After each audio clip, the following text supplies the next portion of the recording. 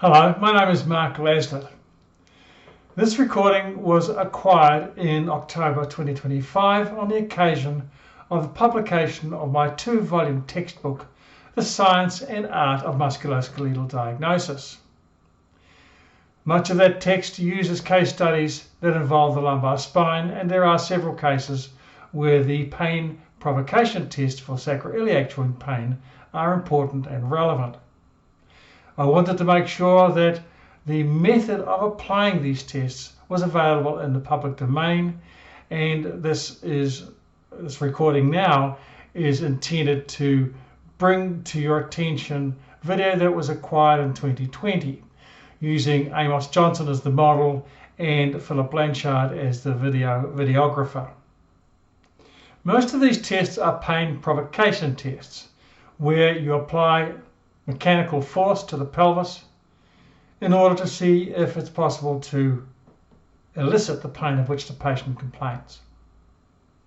One of the tests is a test that is a provocation test, but to elicit symphysis pubis pain, and this may be relevant in patients who are presenting with pelvic girdle pain symptoms. Another test is a test that I devised in the mid-1990s, which is the belt test. It is not a pain provocation test, but a pain abolition test. I would like to make it clear that these tests must never be taken out of context of the full clinical assessment.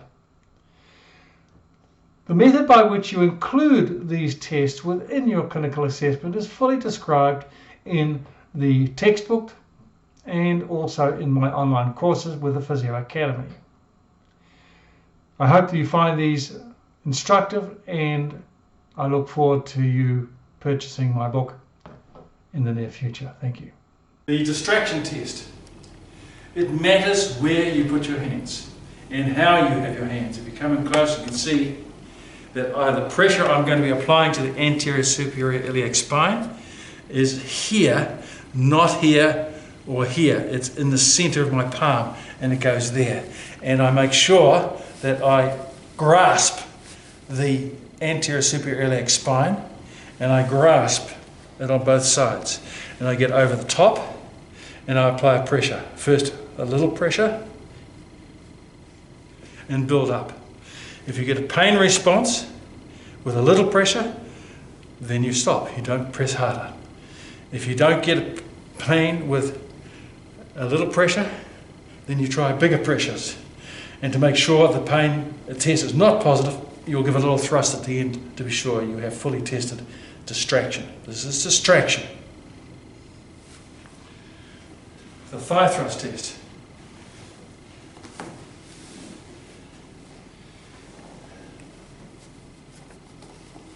Place the palm of your hand in the center of the sacrum. You wrap your hand around here. You put your chin on your hand and you're at 90 degrees, neutral rotation and slight adduction, and you apply compressive force through the thigh. That's why I call it the thigh thrust test. First a little pressure, then progressively several pulses to make sure it is positive or negative. You can do the same on the other side.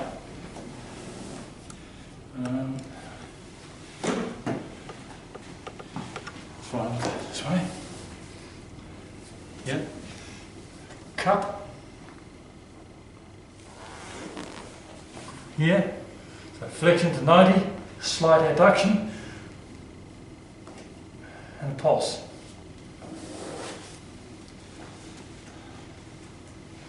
Gaenslen's test.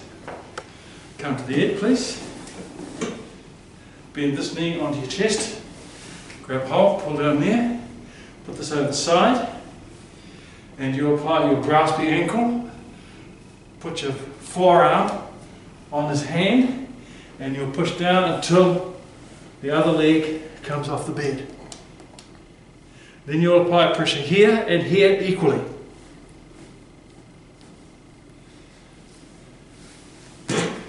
And you'll do both sides. Other side. Bend that knee onto the chest. Pull this over the side. Grasp your ankle. You might need to come around here. Or that side.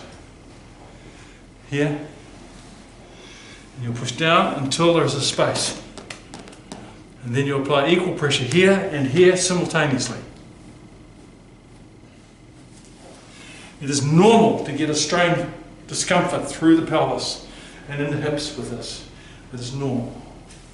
You are only interested in whether it produces the pain of which the patient complains. The FABER test is a hip joint and a sacroiliac joint test. Some people call this the 4 test. Some people modify it in various ways, but I hold the pelvis here and on the other side and apply gentle pressure to the knee, and I'm testing to see if it provokes the pain, and you can do that on both sides, here and here. Compression test. The compression test is done with the knees not quite, and the hips not quite at 90, maybe 60 or 70 degrees of flexion. And you are going to apply pressure to the iliac crest. And again, your hand position makes a difference. If you press in the muscle, it is tender and unpleasant. If you press on the bone, it's not at all unpleasant. It's quite relatively insensitive. So if you're going to push on the bone, not on the muscle, you'll apply a pressure directly downwards. And this can take a lot of pressure. Okay. The Sacral Thrust Test. First of all, you test the sensitivity of the sacral surface. You want to know if it is sensitive to light palpation. If it is, then whatever pressure you apply to the sacrum is going to be a false positive, because you will not be able to tell if it is the sensitivity of the skin or if it is actually the stress on the sacroiliac joint that's causing the pain.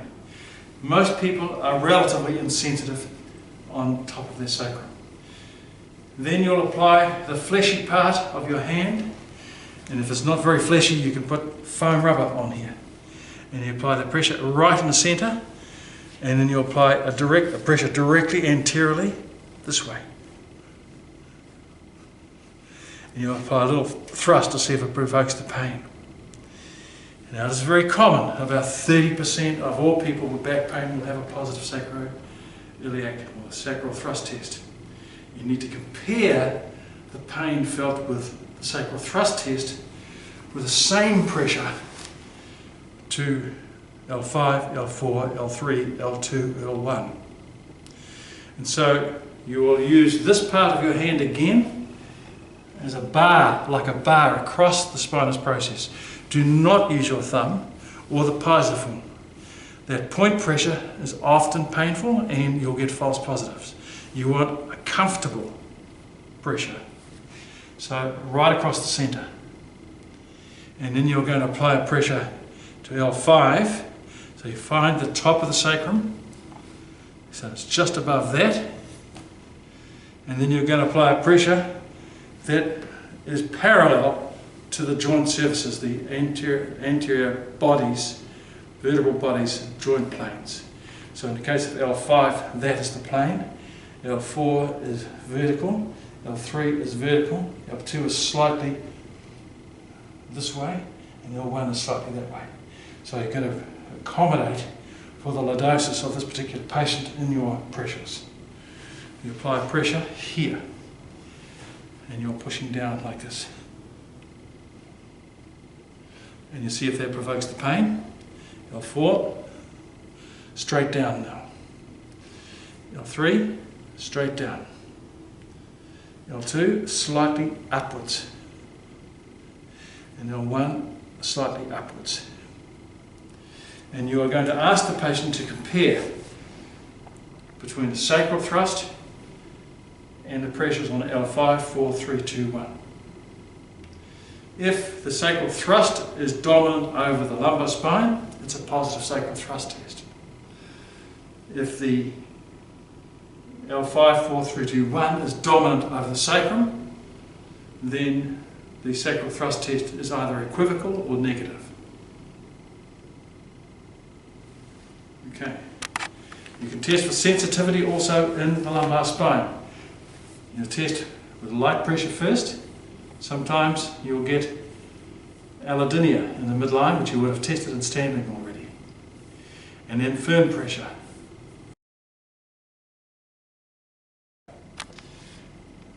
Okay. The Symphysis Pubis Test is basically a direct compression of the symphysis pubis, and for men, of course, we need to shift the material down a bit lower. We're going to apply a test just to the symphysis pubis, which is here. Make sure that the thumb is pointing upwards, you don't use the other hand, and you apply pressure directly over the top, and it's just a pressure on the symphysis pubis. And I'm applying pressure with this part of my hand here. And does that feel painful anteriorly or posteriorly? But where is the pain? That's all you're doing.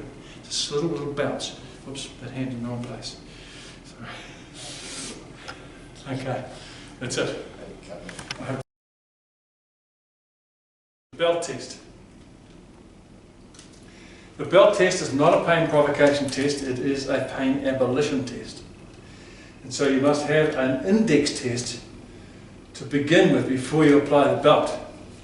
So, most people with sacroiliac joint pain will have a positive extension rotation test.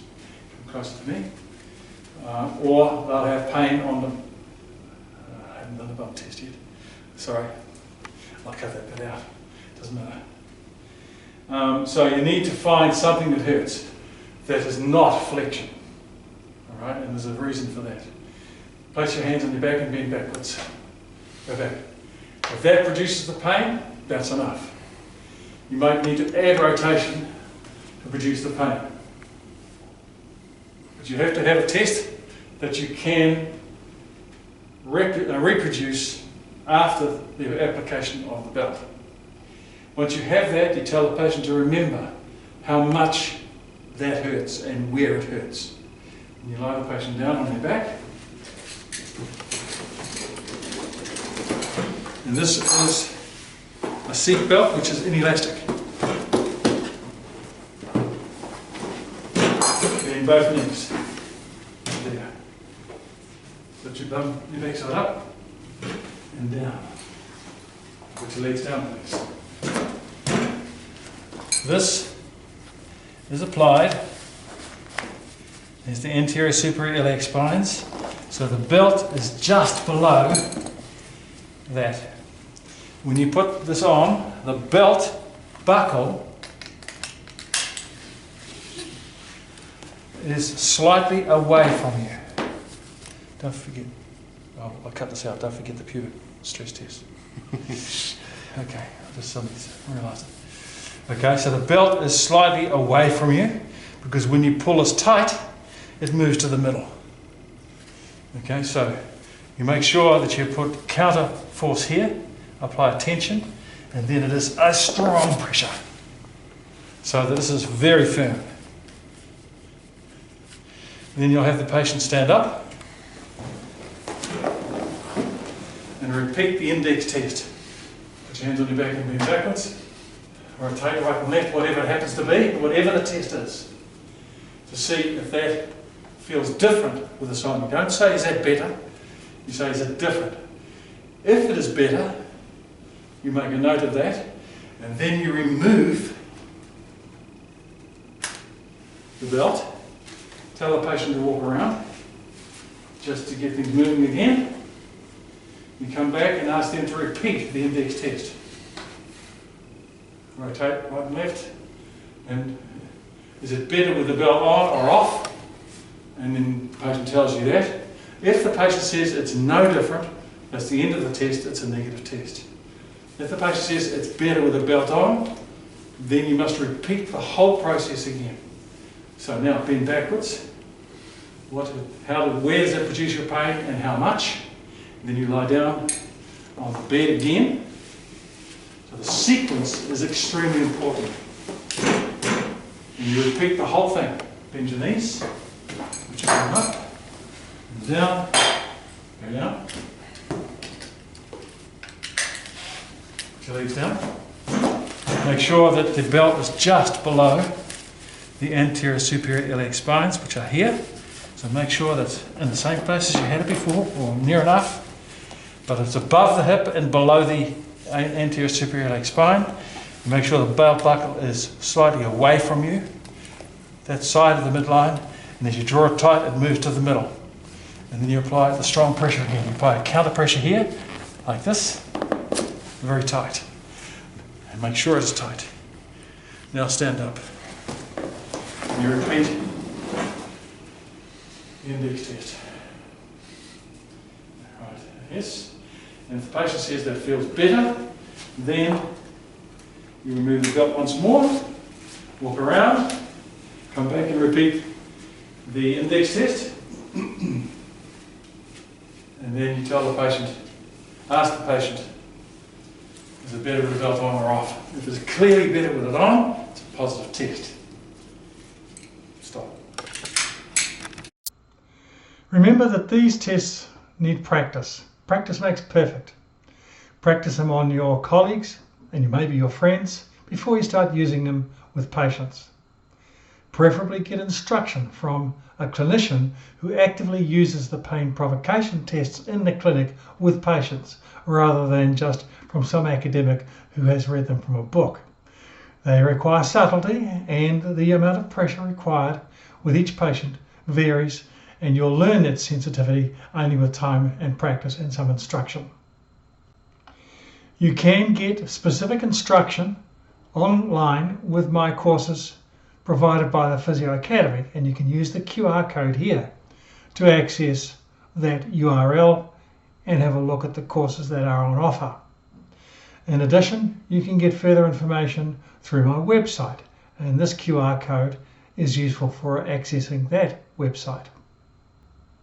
I do hope that you will purchase both volumes of my book. You will learn how to integrate these provocation tests into the full assessment using the information in those books. This QR code here is a direct access to the Amazon page where my book may be purchased. I hope you do purchase one, and thank you.